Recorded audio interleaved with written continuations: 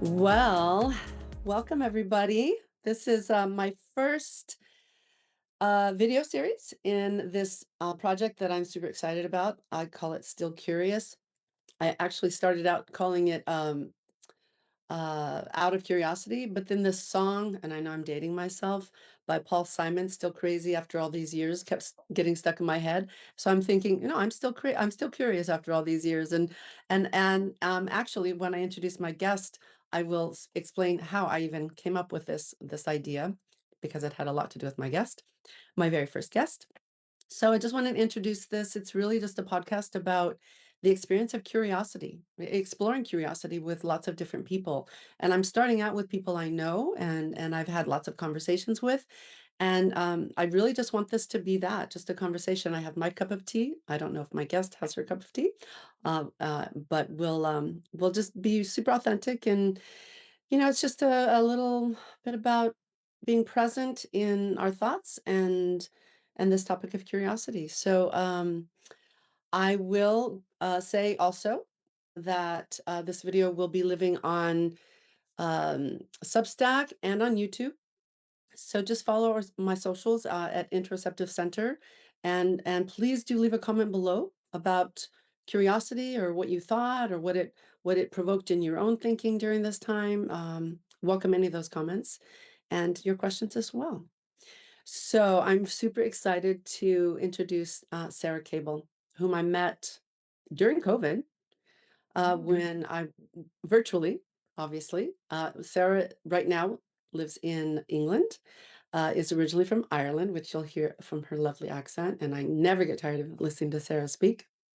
The first time I met you, Sarah, on a program that I was doing with another organization for your organization, uh, I thought, who is this person? She's amazing. I want to be her friend. So I think I remember reaching out to you and just saying, "Oh, it was just so great to meet you." And then you responded, and I have to say you're just such a dear friend. You and your husband, whom I also hope to have on this program if he's willing. So that's what I'll say about how we met.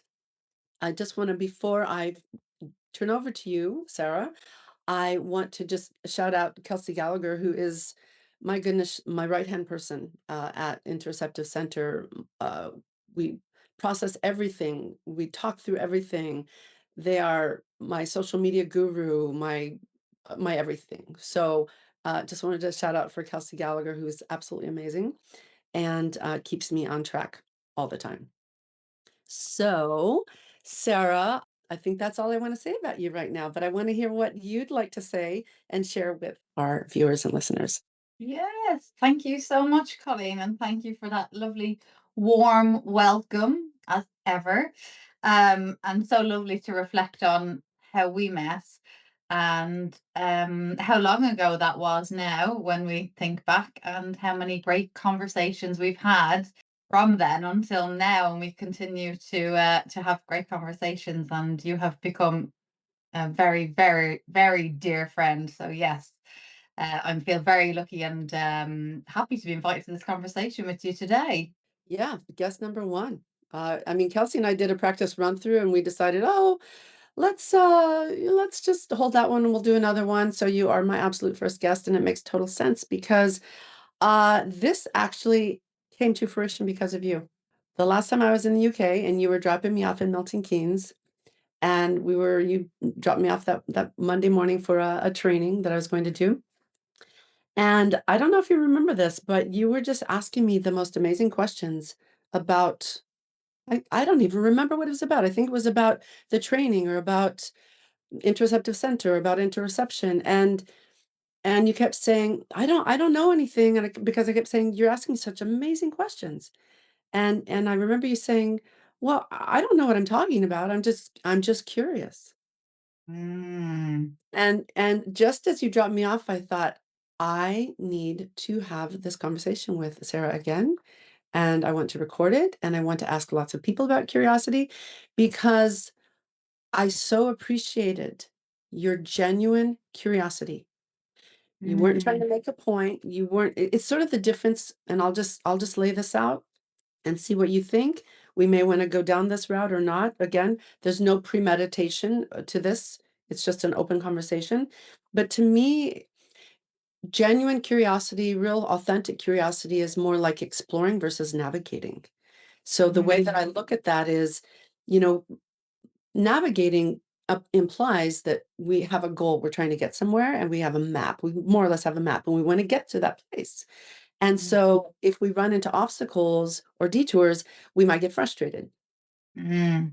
Versus curiosity to me is more like exploration, where the detours might actually be welcome. They might just open up new possibilities. And so we're Mm. not really we tolerate sort of the uncertainty and we can sit in it.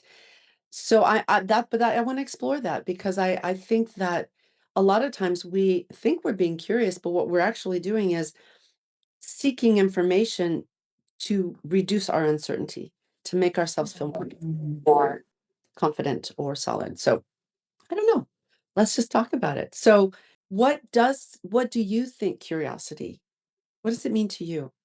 Mm, Yeah, and since we had that conversation and you told me about your idea to do this podcast, I've been thinking a lot more about curiosity and reflecting on it. So, what does it mean to me? So, I've always worked with people. So, in at the moment, I'm working in engagement, and so I would say that really requires a level of curiosity to really understand the person or the group or the needs of that team. And so I guess I've had been lucky in a sense to explore it and then to see the benefit of it versus, I guess, what the opposite of curiosity might be. Like you said, having a very specific plan, being maybe slightly inflexible, and having a fixed mindset, let's say, whereas that curious mindset allows you to go to places that you didn't know or that you know may never have came come into your awareness had you not been curious. And so for me, I guess in terms of the connection piece, that's why it's so important. So I guess I have studied coaching, as you know, and I could really see that practice of curiosity. And so helping people understand or reflect through being very genuinely curious rather than, I guess, trying to somehow diagnose the problem or fix the problem. It really is that journey of helping somebody. I think we talked about thinking partnerships previously. So holding that very safe, non-judgmental place where somebody really can explore a topic with that curiosity. So not only, I guess, doing it yourself, but enabling somebody else, so holding that space and role modeling it. And I guess I've again been really lucky to witness it being role model. So I work very closely with a mentor and coach who I would say is a very curious person and runs a lot of workshops with teams and groups. And I guess when you're looking out for it and you're looking through that lens, it's it seems to me very obvious that it has a hugely positive effect on the group. But can you quantify it in numbers and values? Maybe not. And so that's something I guess I consider when we talk about this. Some of these skills are not tangible, and that's interesting in itself. And so when we're in a world of deliverables and numbers and economic climate and to be leaning into this kind of thing that's has no real tangibility there. Yeah, I guess it's an interesting position. It's an interesting meeting point. What do Wow, you that's think? so beautifully said.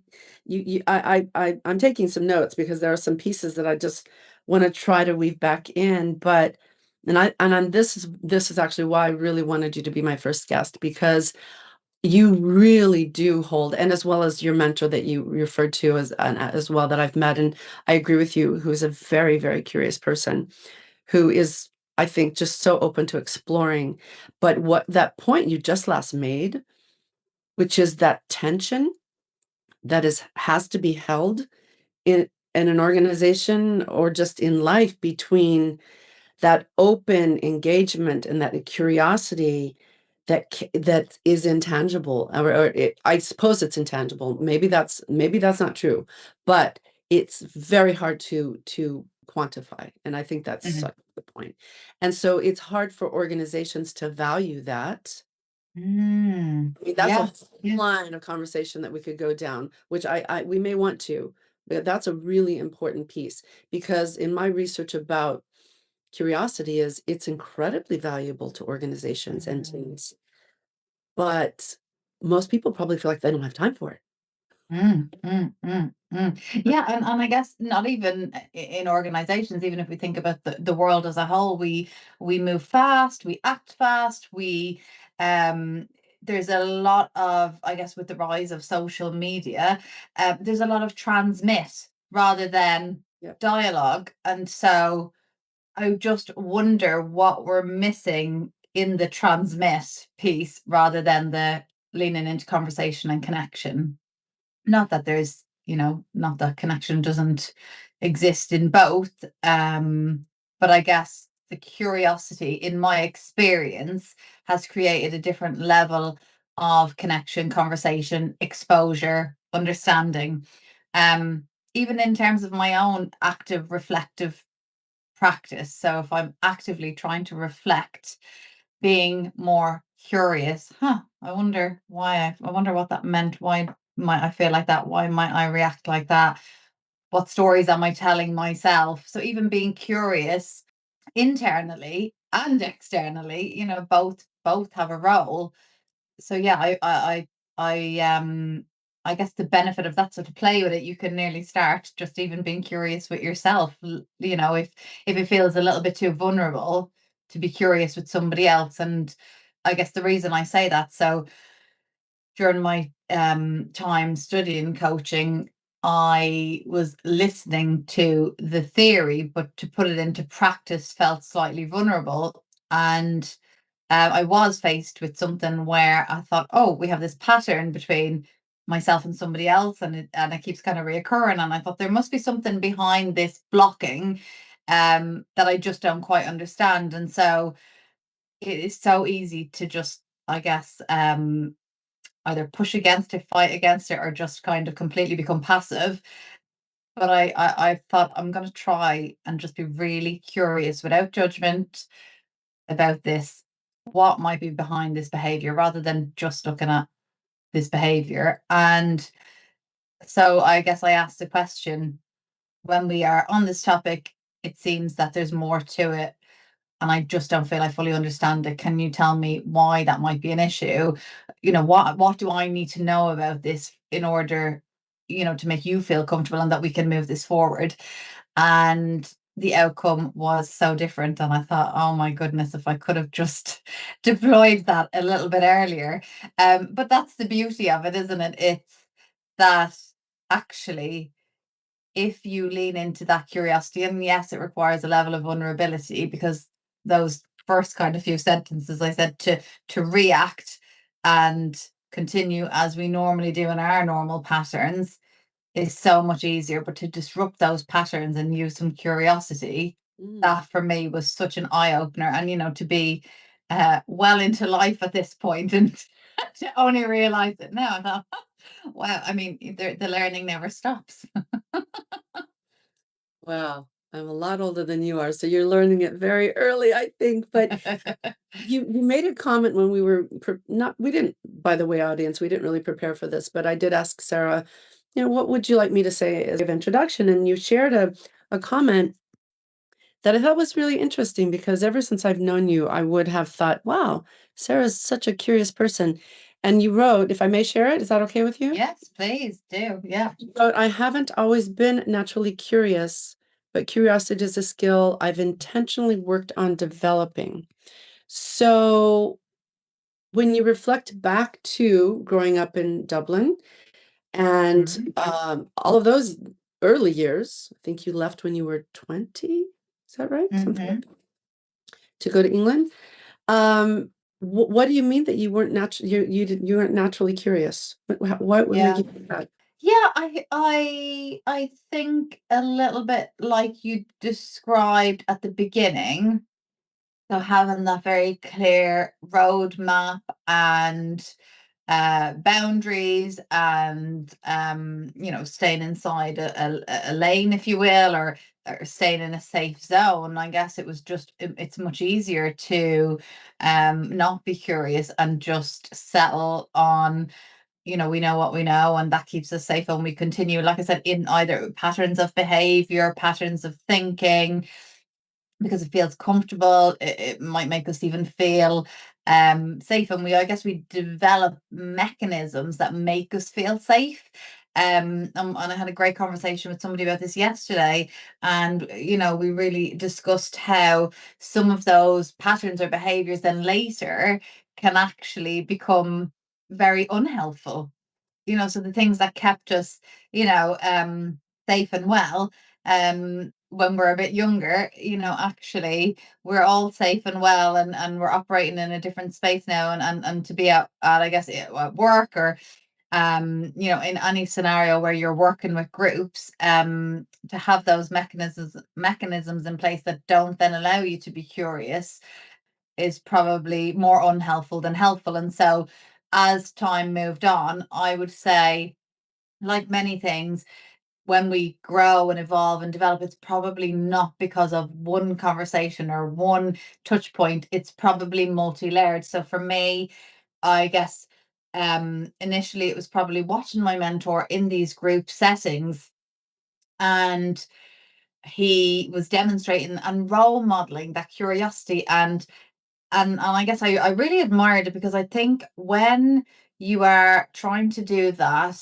and not everybody might fully get it or understand it because they don't have that training, I think it's really challenging. So I guess I really admire that. So that was probably touch point number one, if you will. And then meeting other people and going to study coaching and seeing that level of curiosity being deployed, but what comes out of it. So we would sit in group check-ins for 30 minutes, sometimes in silence, and there was a real level of curiosity around, how are we feeling, how are we relating, and it was all very much relational practice. And the group was used, I guess, as the as the learning model, nearly, to see how we were all interacting, acting, relating to each other. And again, that curiosity in the reflective practice, it gave me just that second kind of layer, let's say, to it, and then thinking through, yes, the benefits, but also the level of vulnerability you feel in it. So again, it's a bit like, I guess, training a muscle in the gym. You're not going to go once and feel, oh, my work here is done.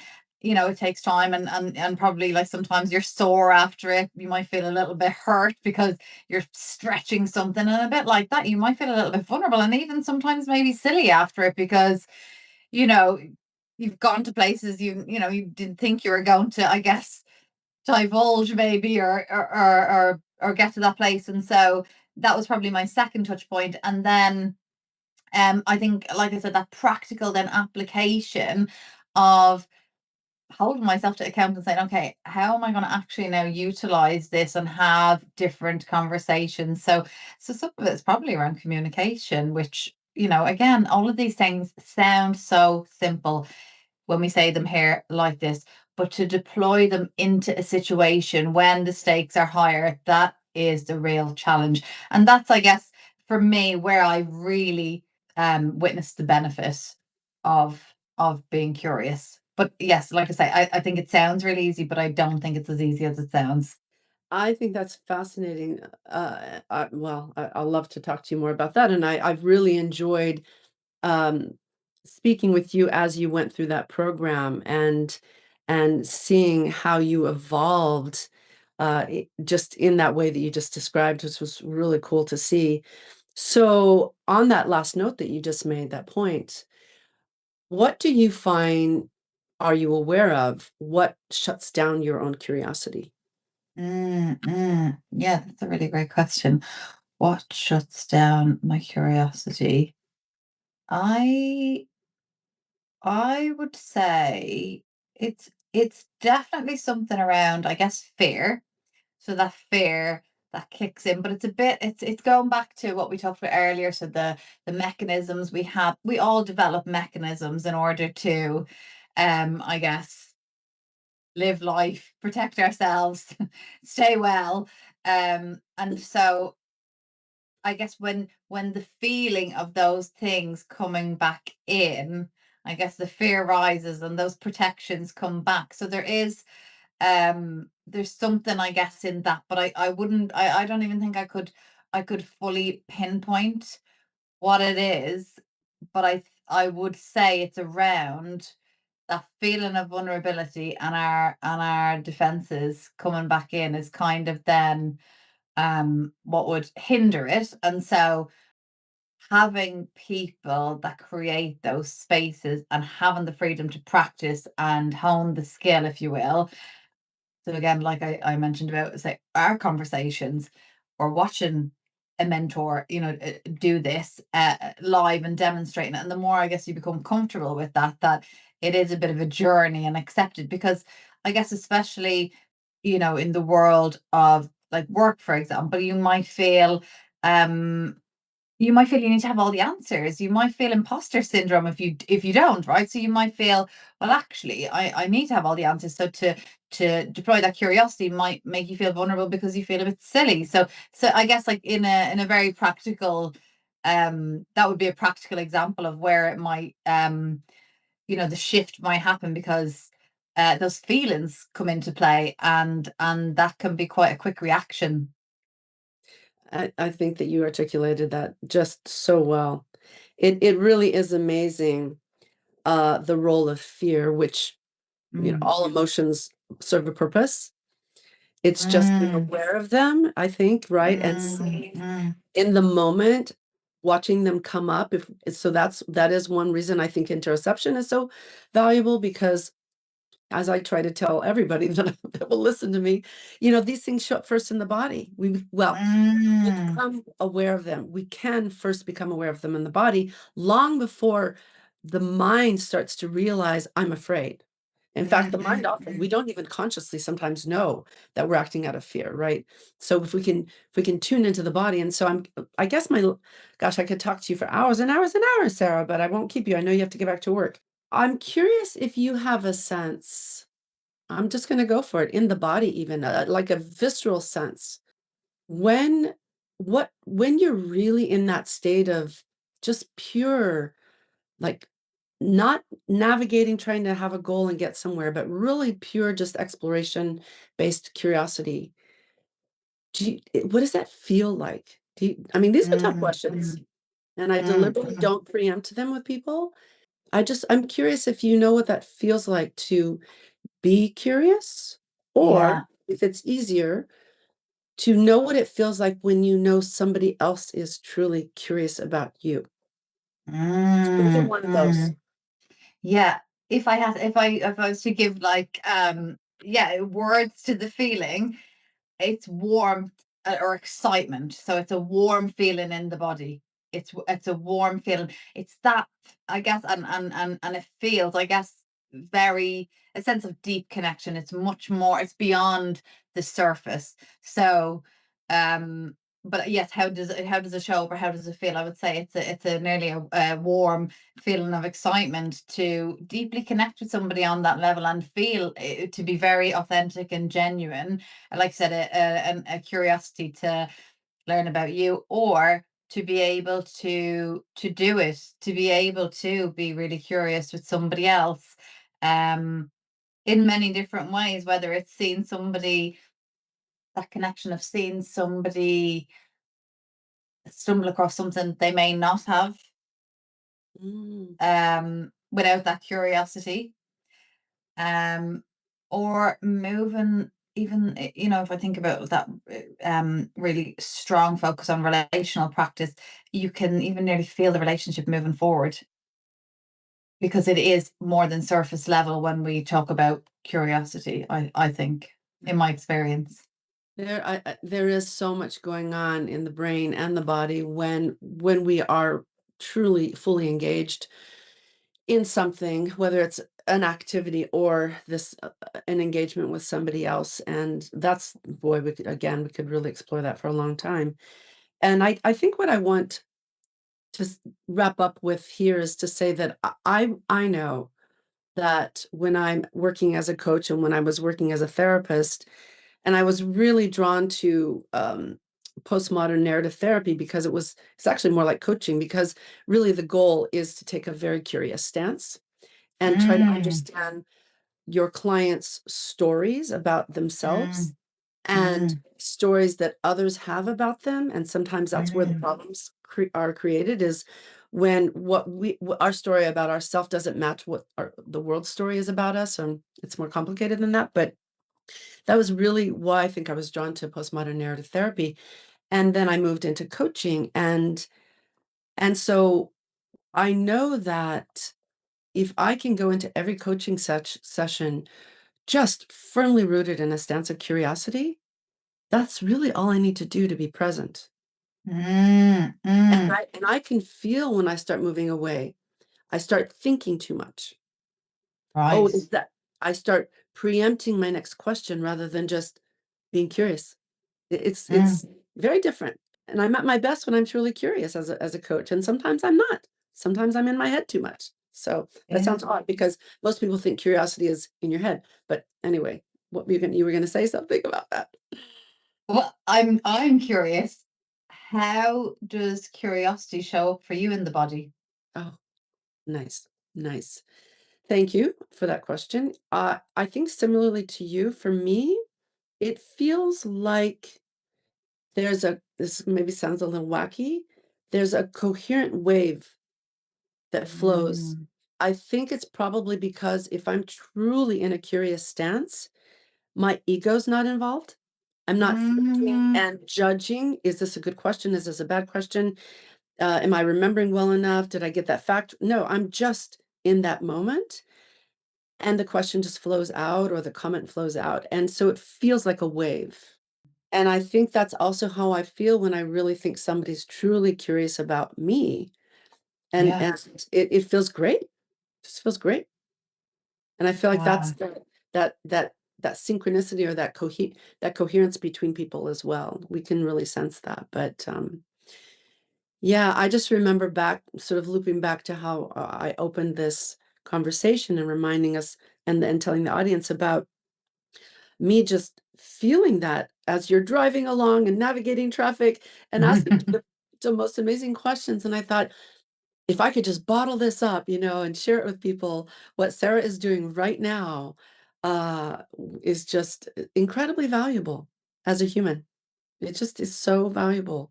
So I'm very, very grateful to you for all of our conversations, and not particularly, but that one really stands out because it's what launched the idea to do this. And I hope that viewers and listeners are touched by this Mm, mm, and that mm, might have heard something that reminded them about mm. what it's like to be truly curious or to feel that somebody's genuinely interested in them and what Yeah. that brings up.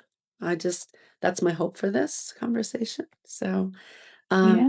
I really appreciate you taking time. I know how busy you are, and I really, really do appreciate that. Thank you. Thank you so much. Thank you for inviting me. And as ever, it's always just so incredible to talk to you. And it's always a brilliant conversation. And I remember that morning very well as we drove towards Milton Keynes. And it was such a brilliant conversation. And we had so many great conversations around that time. So I am so grateful to you and for you.